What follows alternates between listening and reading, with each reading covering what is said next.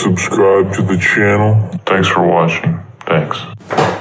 What's up, YouTube freaks? I'm gonna show you how to replace a wheel stud and lug nut. I'm all sweaty, I'm ready to go. Let's get right to it. All right, first things first, you wanna crack your lug nuts free while the vehicle is still on the ground. Just get a breaker bar, find your socket, and just crack all your lugs. Next step is to raise the portion of the vehicle that you're working on and get it supported with jack stands. So be safe and be careful. Let me get this car off the ground. Be right back. And remove your wheel. So the goal is to get to the studs, and that is going to require taking off the brake caliper and rotor if you have disc brakes, or if you're working with drum brakes, you're going to pull the drum off. I'm going to use this front disc brake example for my video, but it's going to be easier for drum brakes because you only need to take off the drum. Disc brakes. Your first step is to remove the brake caliper assembly. This whole thing is going to come off. When we take it off, I'm going to use this brake caliper hanger. I'll put a link down below. Make life so much easier when working on brakes. So if you've already done stuff like pads and rotors or calipers, then you're already familiar with this. But for those who haven't, basically what you're going to do is you're going to have two big bolts on the back. One down below and one up top. Okay, that holds the entire brake caliper on the knuckle or the hub. You're going to remove those caliper bolts. Before you do that, you want to look at your brake line and see what you need to do to sort of get it free. In my case, I have a little hanging bracket here and a 14mm bolt. So I'm going to take that off first. That'll allow me to have freedom of this brake line. Mine's a flexible line. If you have a metal brake line, then you will most likely need to remove it from the brake caliper itself. And so then you're going to be dealing with some brake fluid. So I'll also link down below some rubber caps that you can put over those hard lines to prevent it from leaking. But then after that, you're ready to just take those two big caliper bolts off, and this whole assembly is going to come off, and I'll show you that. I'll speed up me working. My caliper bolts are 17mm. Get a breaker bar. Sometimes you need an extension. Lovely. All right, crack those free. Get a 1/2-inch ratchet. Support the caliper when you take out the last bolt.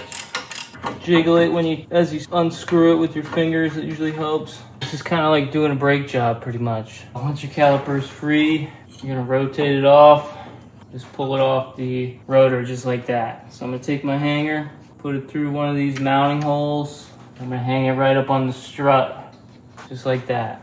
All right, now we're ready to just pop our rotor off, and then we're looking right at the studs, right at the hub here. So we're ready to get started. I'll be right back. Dust shield, heat shield, right behind the hub here. So in order to drive out your wheel stud, you will most likely need to remove the dust shield, the brake shield. On mine, it's some Torx screws. There's 3 of them. There's usually 3, and they could be Torx or they could be just regular like 10mm bolts. So I'll put links for everything down below, some Torx sockets, hex sockets, all that jazz. So my next step here is to remove the shield. I have a catch pan here, so I'm just gonna hit this real quickly with brake clean. I believe mine are T30s.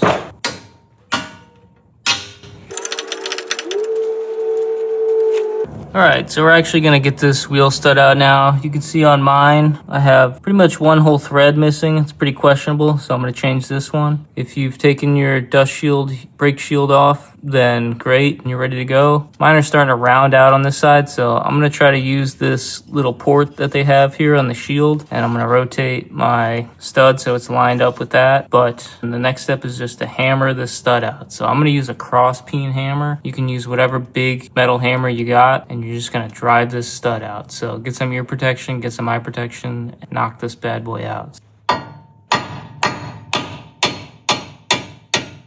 All right, so pop it out just like that. Should come out pretty easily.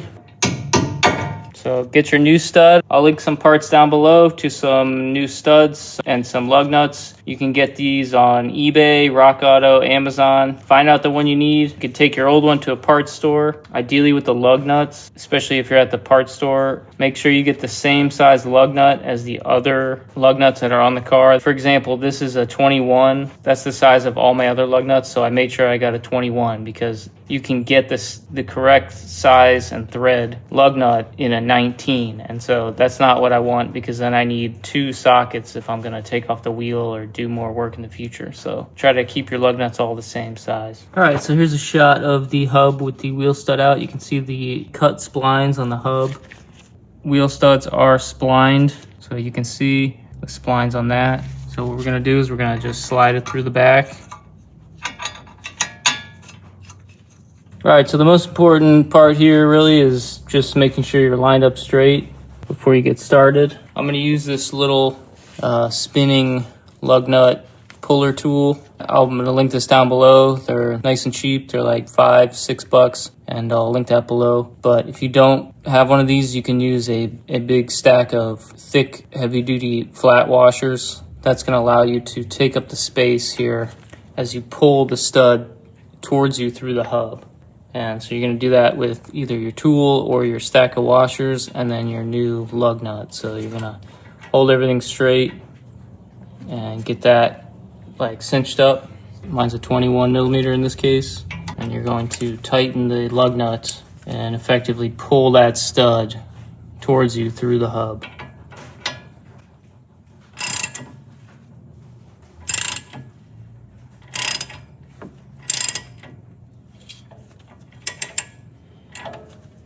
As you pull it in a little bit, make sure it's staying straight.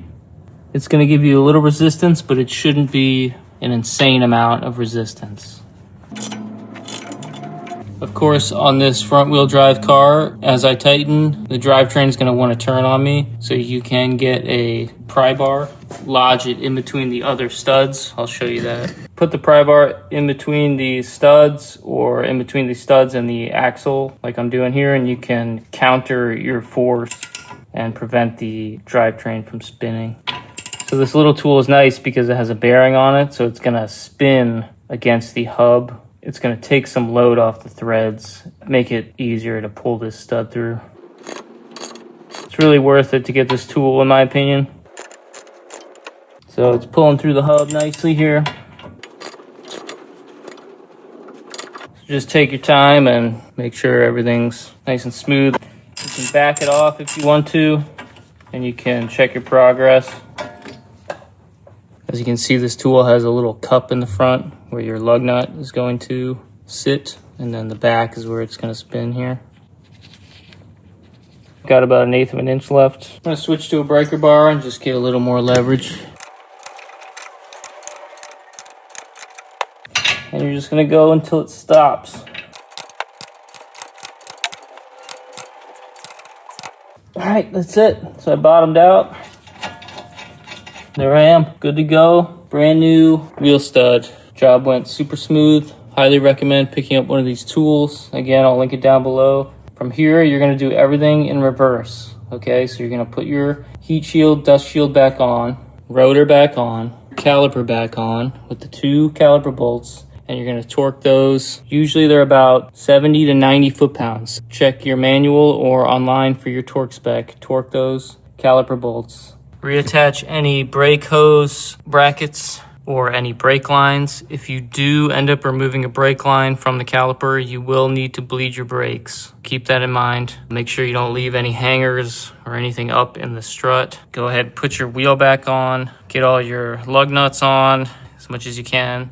Lower the vehicle enough to where the tires touch the ground, and then torque your lug nuts to spec. Those are usually about 75 to 85, 90 foot-pounds, so check for your torque spec on the lug nuts. That's how, for the most part, for most cars, how you replace a wheel stud on your vehicle. Subscribe to the channel, it would mean a lot to me. Leave any comments, questions. I try to answer every comment and question. Thanks for watching. See ya.